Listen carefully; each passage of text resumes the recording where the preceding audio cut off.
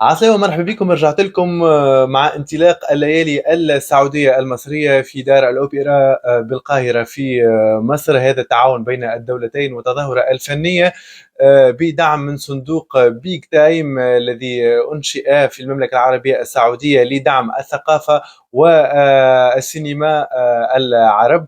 دونك دعم ب4 مليار جنيه حسب تصريح معالي المستشار تركي آل مليار شيخ. جنيه دعم صندوق بيج تايم، صندوق ضخم، خلال 7 أيام مع المستشار متواجد في القاهرة بهذا الدعم الكبير. كم؟ أسبوع.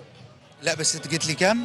مليار جنيه. لا هو 4. 4 مليار. إيه. لا، والرقم مرشح للزيادة زي ما قريت معالي المستشار. الليلة الأولى كانت مقتصرة على حضور الفنانين وأكبر النجوم من الساحة الفنية العربية بدون جمهور. الانطلاقة كانت مع الفنان العراقي السعودي ماجد المهندس اللي قدم أجمل باقة من أغانيه. والله وحشني موت، أكيد بعدك أموت. والله وحشني موت، خاف بعدك أموت. قلبي لو من حديد، ذا وانت بعيد، لو خسرتك حبيبي شلون أحب من جديد. ثم الموسيقى الراقية مع الأستاذ عمر الخيرات.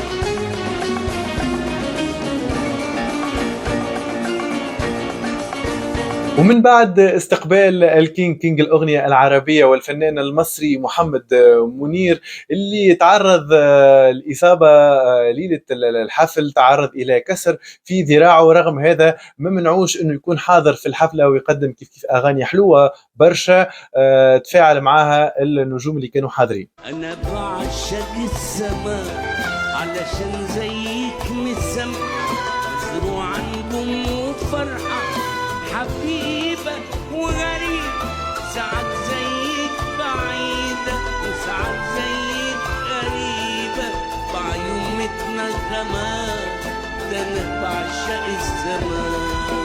وفي الأخير النجمة المصرية، نجمة البوس في السنين الأخيرة، الفنانة شيرين عبد الوهاب اللي كانت حاضرة لكن ما كانتش مركزة 100%، لأنه تركيزها كان أكثر على الضحك والحركات والتلميحات اللي على طريقها. أنا عشت فيه قرب فرحة حلمت بيه، حلوة حصلت لي على إيديه، كل لحظة نسيت غلاوته وناوي أعمل تاني إيه. رغم انه شيرين في العاده برفورمانس حلوه على الاخر، امكانيات وصوت جميل جدا، لكن المره هذه ما كانش المجهود مركز اكثر على الغناء. هذه كانت تغطيه خاصه باول حفله من ليالي السعوديه المصريه. نجموا تابعونا باش نواصلوا التغطيه للحفلات الجايين ان شاء الله.